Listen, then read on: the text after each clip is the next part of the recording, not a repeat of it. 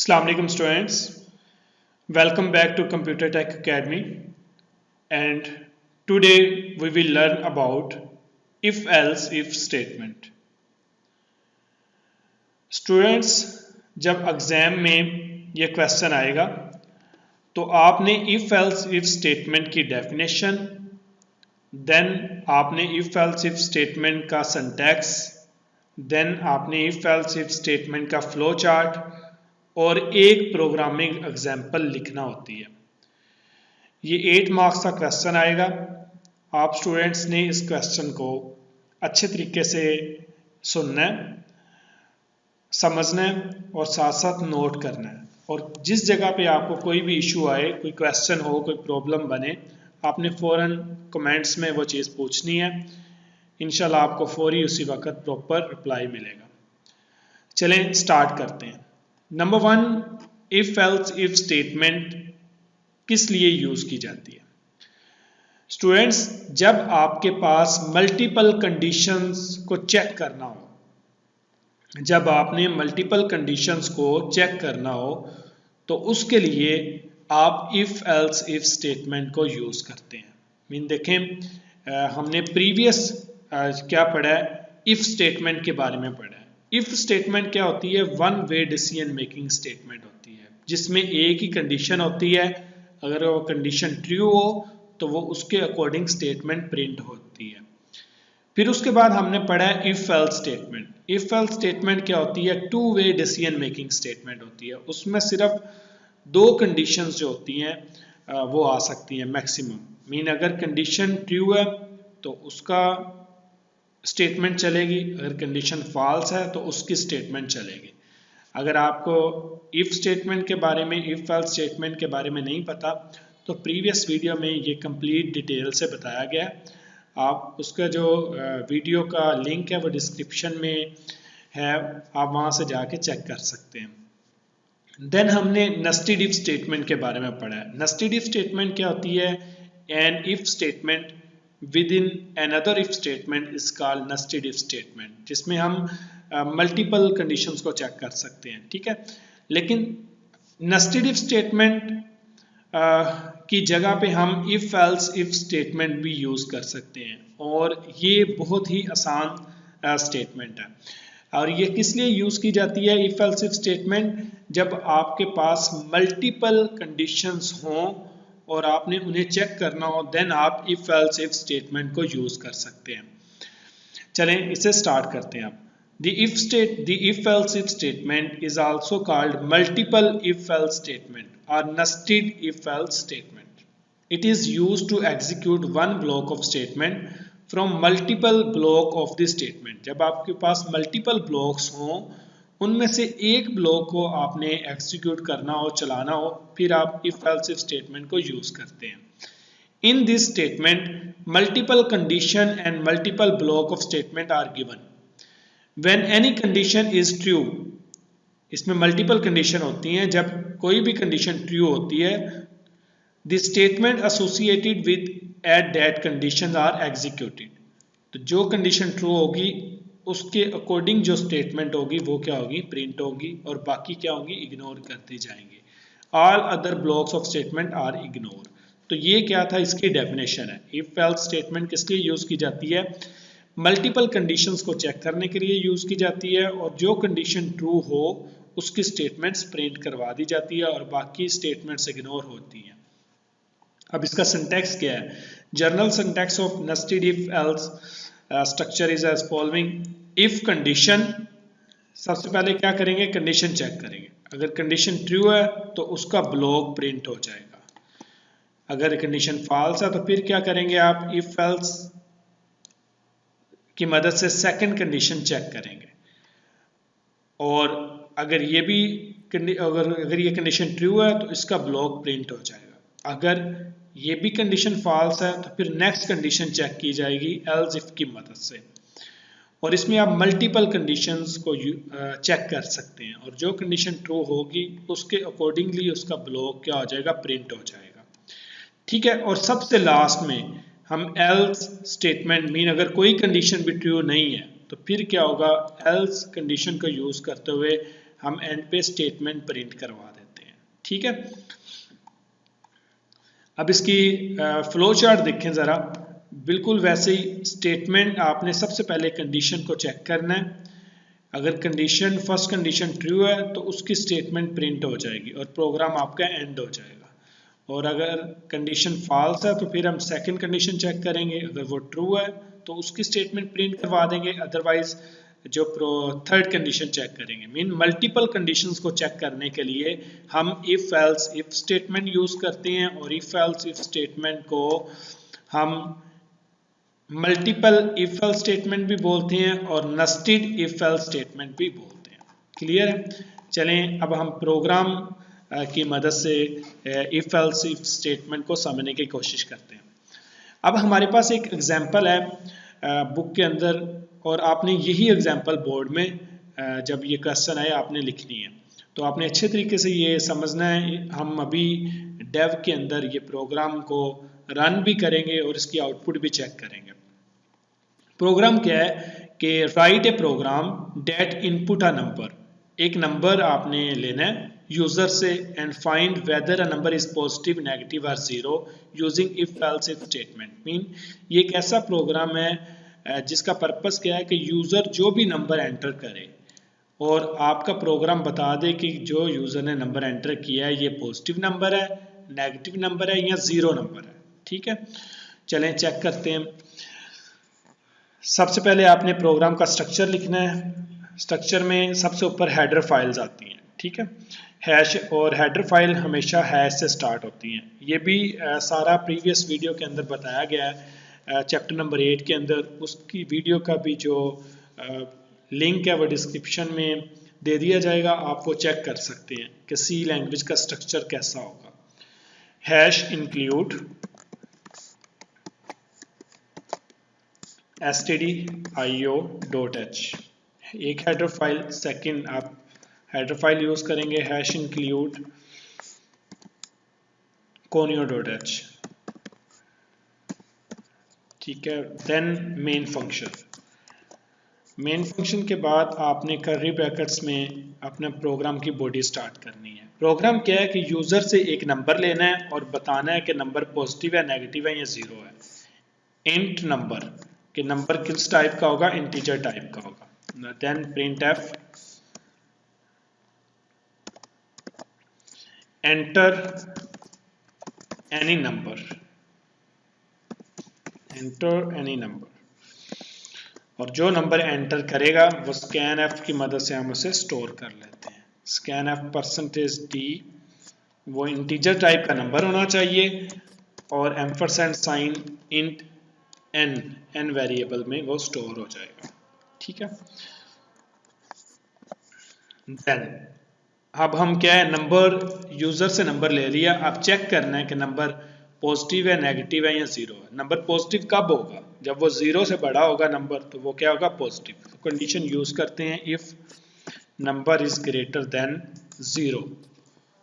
तो क्या करो अभी, print F number is positive, number is positive. अगर ये कंडीशन फॉल्स है तो फिर हमने क्या करना है, एल्स इफ स्टेटमेंट को यूज करना है।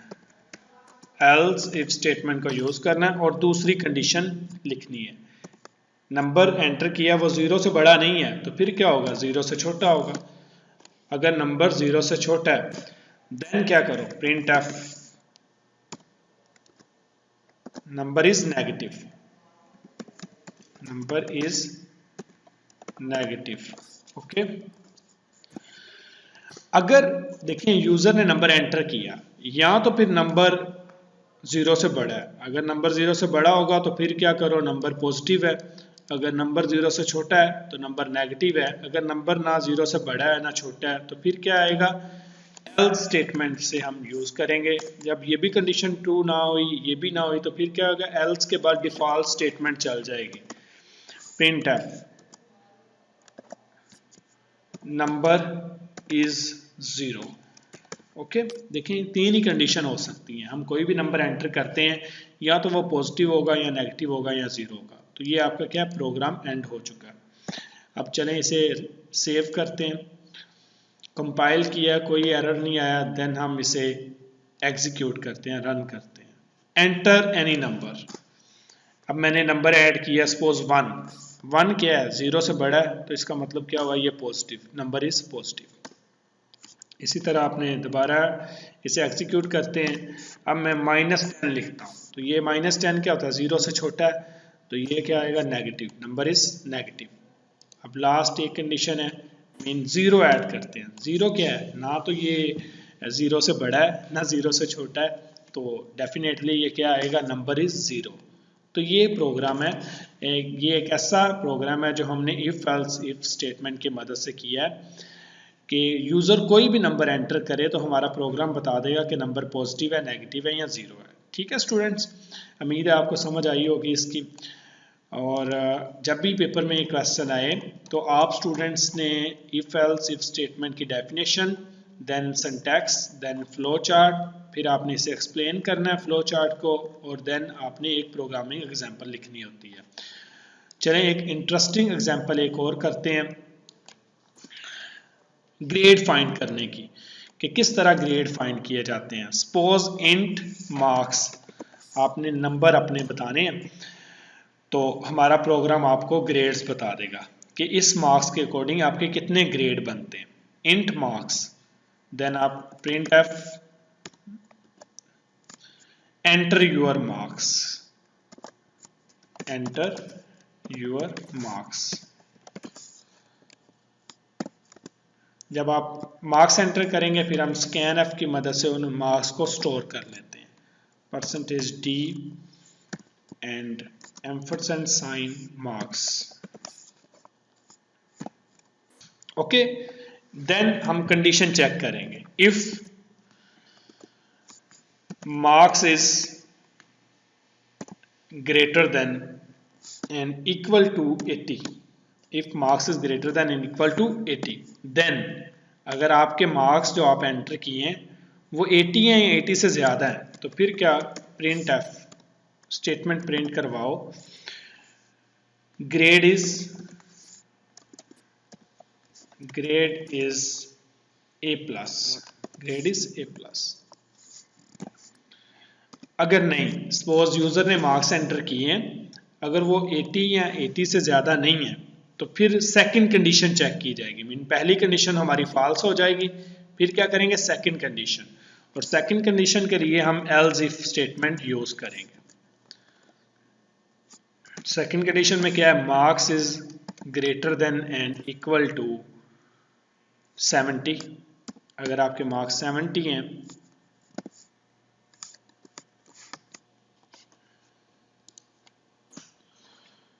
मार्क्स 70 है, देन आप क्या करो, प्रिंट एफ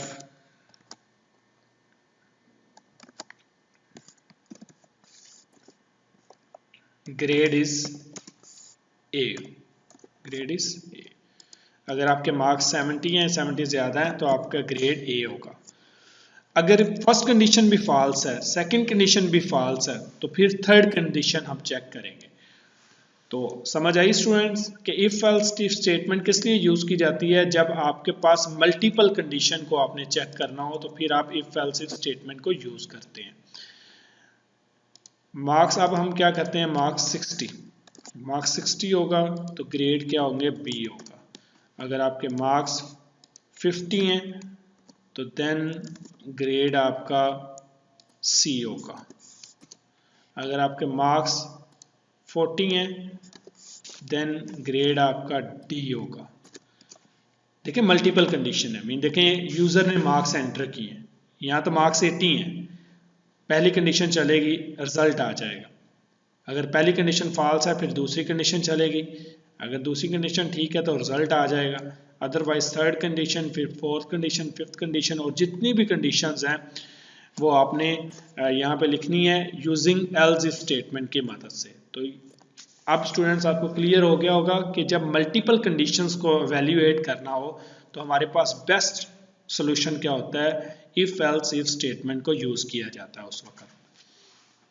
अगर हमारे पास मार्क्स जो हैं वो 33 हैं, तो फिर क्या है, हम उसे 30 ग्रेटर देन 33 है, देन ग्रेड हम क्या बोलेंगे, ई ग्रेड। और लास्ट में देखें, अब यूज़र ने ऐड नंबर एंटर किए हैं, यहाँ तो 80 है, 70 है, 60 है, 50 है, 40 है, 33 है। अगर 33 से कम होंगे तो मीन कोई भी कंडीशन ट्रू नहीं हुई ऊपर वाली, तो फिर हम क्या करेंगे, डिफ़ॉल्ट स्टेटमेंट को चलाएंगे। और डिफ़ॉल्ट स्टेटमेंट को चलाने के लिए एल्स स्टेटमेंट यूज़ की जाती है। एंड हम लिख देंगे student is fail, student is fail. Okay, तो ये एक ऐसा प्रोग्राम है जो ग्रेड फाइंड करने के लिए होता है। देखिए स्टूडेंट्स, हमने मार्क्स एंटर किए, जब स्टूडेंट मार्क्स एंटर करेगा तो कंडीशन चेक की होगी, जो कंडीशन ट्रू होगी वो स्टेटमेंट प्रिंट हो जाएगी। चलें इसे कंपाइल करते हैं, इसमें इशू आया प्रिंट एफ, ठीक है, प्रिंट एफ नहीं लगाया था। चलें दोबारा कंपाइल करते हैं, कोई एरर नहीं है। अब इसे एग्जीक्यूट करते हैं। देखें एंटर योर मार्क्स, अब देखें मेरे मार्क्स फर्ज करें 90 मार्क्स आए हैं। तो जब मैंने 90 मार्क्स एंटर किए तो क्या रिजल्ट आ रहा है, ग्रेड इज A+। क्लियर। इसी तरह एक दूसरा स्टूडेंट आता है, वो अपने मार्क्स एंटर करता है, सपोज उसके मार्क्स हैं 77, तो जब एंटर किया तो क्या है, ग्रेड इज A, ठीक है। और इसी तरह कोई भी स्टूडेंट आता है, उसके मार्क्स हैं 40, उसके मार्क्स क्या हैं 40, तो क्या आएगा, ग्रेड इज D। एंड एक स्टूडेंट आता है जिसके मार्क्स हैं 25 नंबर है, तो डेफिनेटली ये क्या है, फेल, तो स्टूडेंट इज फेल। क्लियर है स्टूडेंट्स। तो ये एक इंटरेस्टिंग एग्जांपल थी जो हमने इफ एल्स इफ स्टेटमेंट की मदद से की है। तो सिर्फ बताने का पर्पज़ आपको क्या है कि इफ एल्स इफ स्टेटमेंट कब यूज़ की जाती है, जब आपके पास मल्टीपल कंडीशन को आपने चेक करना हो, तो उस वक्त आप इफ एल्स इफ स्टेटमेंट को यूज़ करते हैं। स्टूडेंट्स, उम्मीद है आपको ये वीडियो पसंद आई होगी। अगर आपको ये वीडियो पसंद आई है तो आपने इस वीडियो को लाइक करना है, कंप्यूटर टेक एकेडमी के चैनल को आपने सब्सक्राइब करना है और इसे आपने शेयर करना है। इंशाल्लाह नेक्स्ट मिलते हैं स्विच स्टेटमेंट के साथ, तब तक के लिए अपना ख्याल रखिएगा। अल्लाह हाफिज़।